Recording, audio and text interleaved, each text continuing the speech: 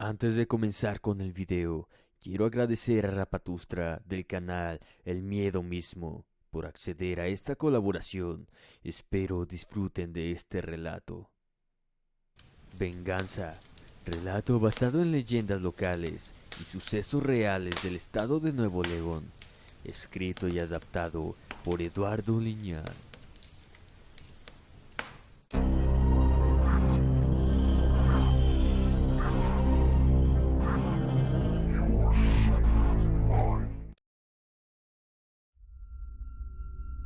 Linares, Nuevo León, México.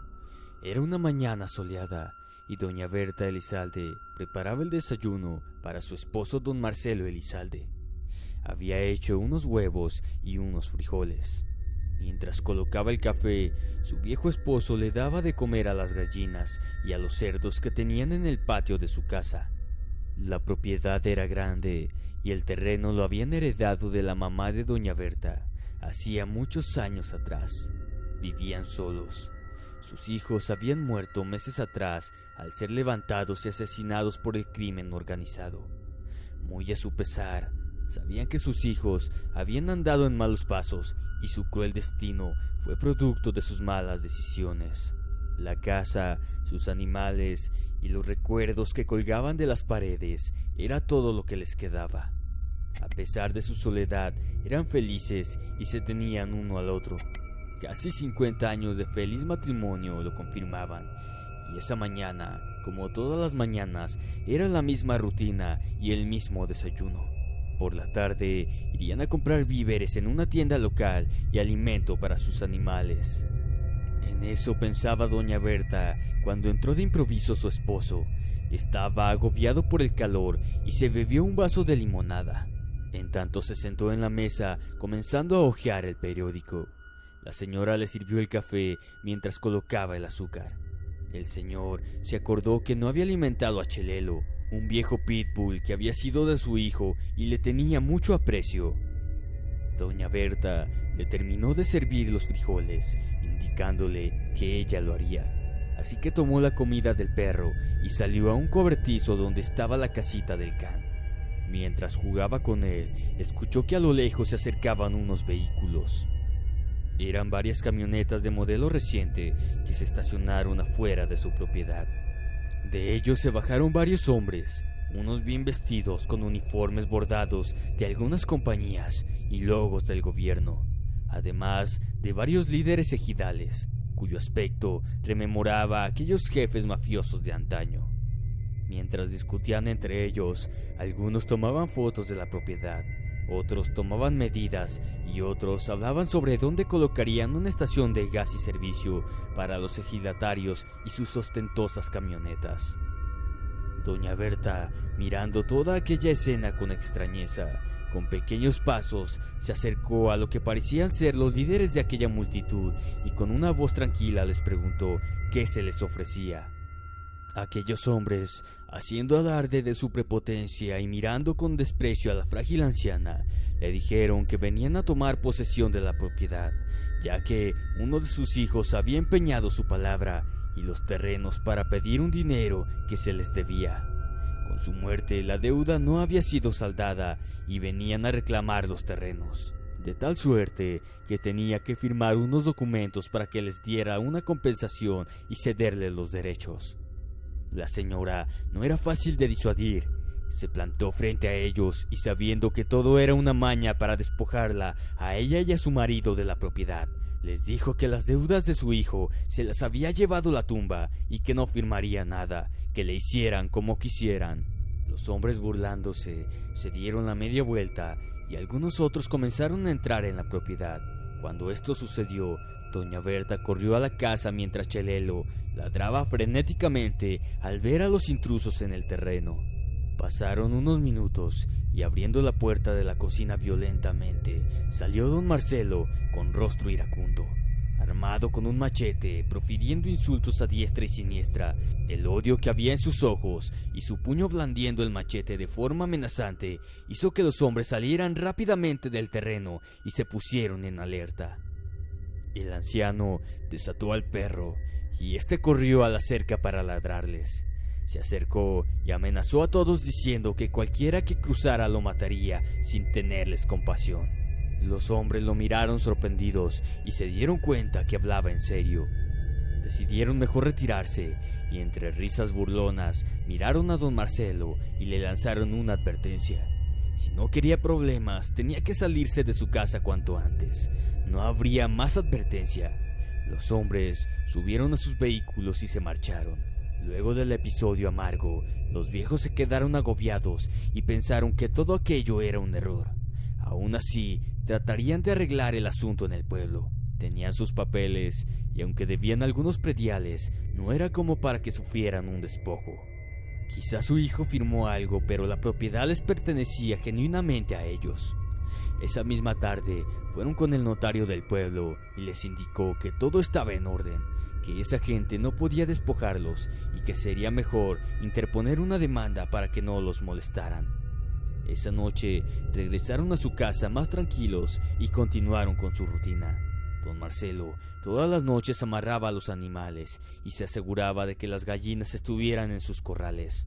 Luego de hacer esto, salía al camino y fumaba un cigarro. Mientras miraba las estrellas, escuchó de pronto un ruido que provenía del camino. Al mirar, solo vio oscuridad y algunas luces que iluminaban tenuemente la polvosa vereda que conducía a su casa, y antes de que pudiera reaccionar, de entre ellas salió una figura amenazante que corría directamente a su encuentro.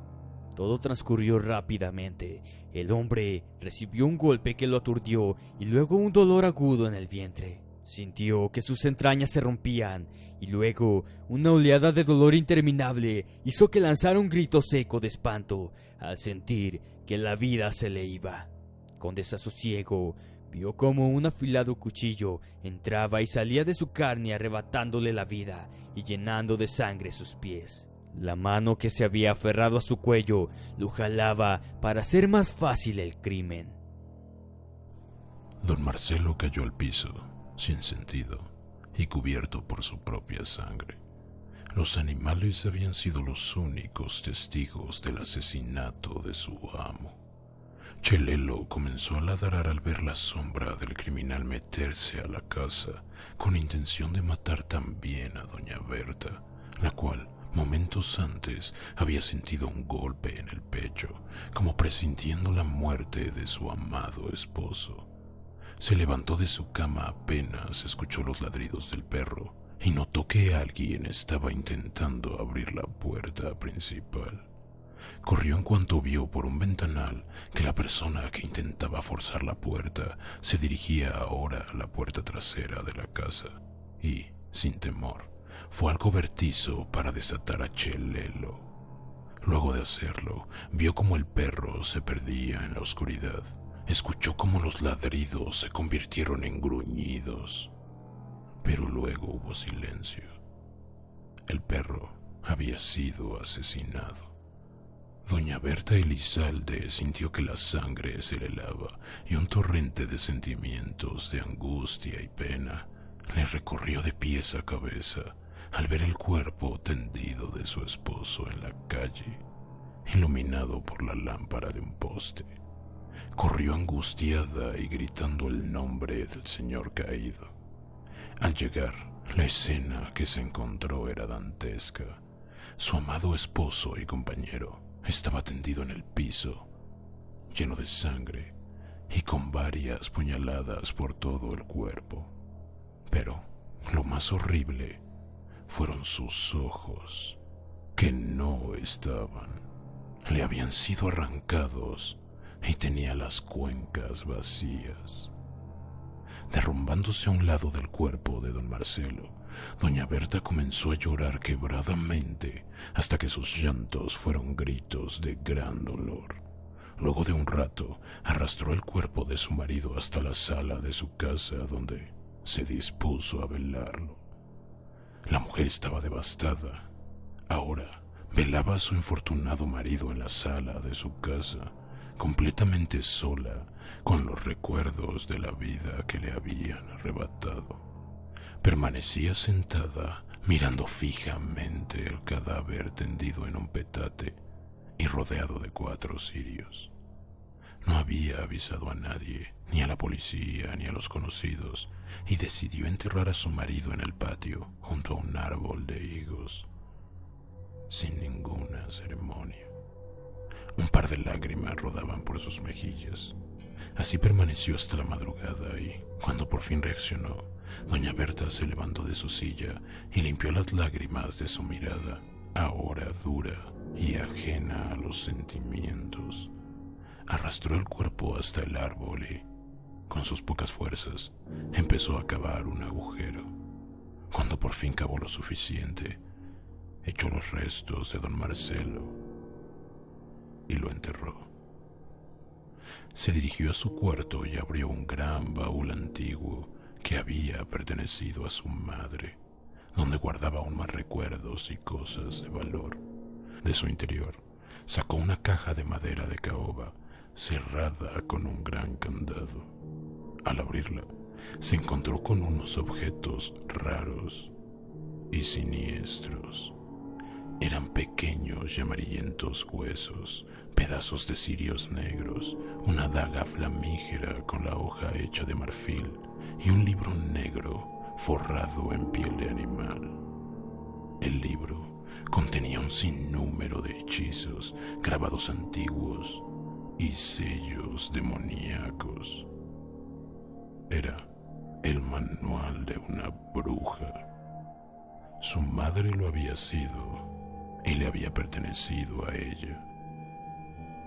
La madre de doña Berta había sido una bruja muy poderosa que había llegado a México y a la región como refugiada de tierras lejanas en Europa del Este, trayendo consigo sus tradiciones y costumbres, pero además sus creencias y prácticas en la brujería. Al morir, le heredó el libro y algunos conocimientos a doña Berta que, lejos de practicar con esas artes oscuras, se limitaba a saber de los peligros que implicaban, además de no querer que consumieran su vida, como lo habían hecho con la de su madre. El precio del conocimiento y el poder era alto, pero ahora ella ya no tenía nada que perder, y en su mente solo cabía un pensamiento: vengar la muerte de su esposo. Tomó los cirios que habían iluminado el ataúd de don Marcelo y dibujó sobre el piso un círculo con símbolos antiguos.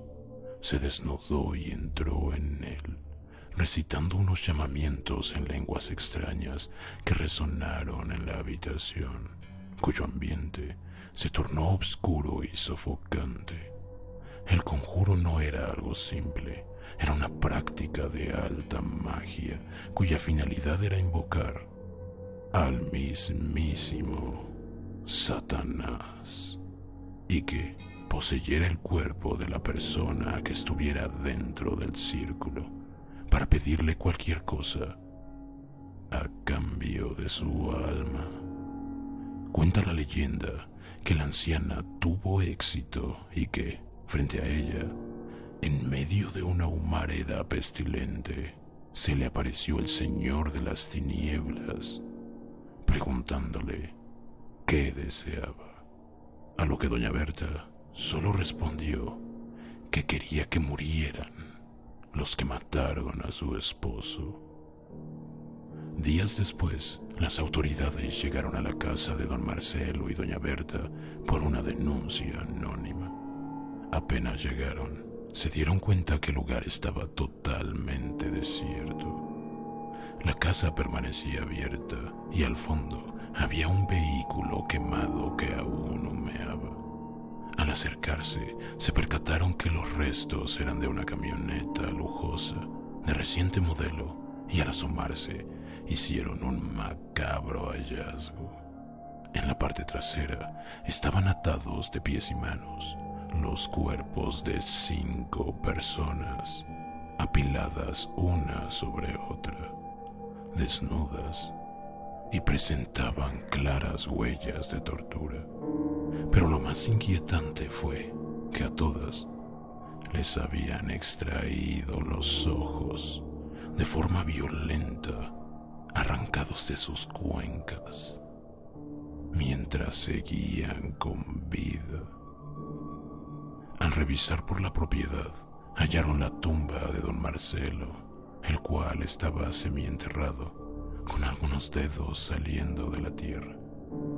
Al acercarse a la entrada de la casa, vieron que la puerta estaba entreabierta y luego de gritar, decidieron entrar para investigar.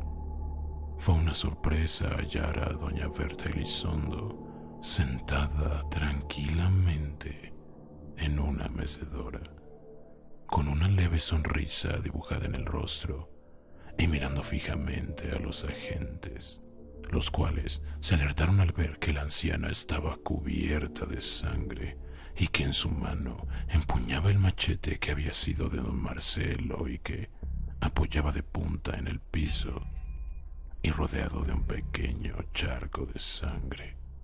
Pero quizás lo más horroroso era el collar de ojos humanos que colgaba de su cuello. Eran 10 órganos que estaban entrelazados con mecate y que servían como una mórbida gargantilla para la anciana, que sonreía tranquilamente y que antes de que los agentes pudieran preguntar algo, cerró sus ojos y murió. Su corazón se detuvo, dejando con muchas dudas a las personas que estaban en el lugar. Con el tiempo y las investigaciones determinaron lo que había sucedido en aquella propiedad. Todo era increíble y horroroso. Habían quedado muchas preguntas, las cuales no tuvieron una respuesta convincente. Se estableció que todo había sido producto de un ajuste de cuentas del crimen organizado. Luego de la muerte de los ancianos, el Estado reclamó la propiedad y se formó la leyenda que, cierta o no, no deja de ser inquietante.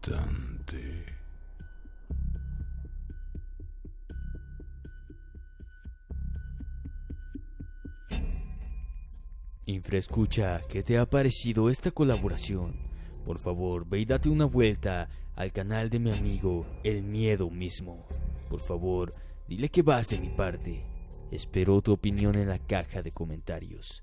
Mi nombre es Alejandro y esto ha sido Inframundo. Te deseo dulces pesadillas.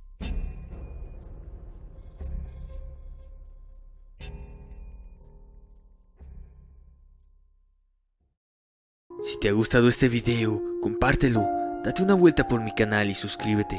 También puedes visitar mi Facebook, donde estaremos en contacto. Esto fue Inframundo. Te deseo dulces pesadillas. Hasta la próxima.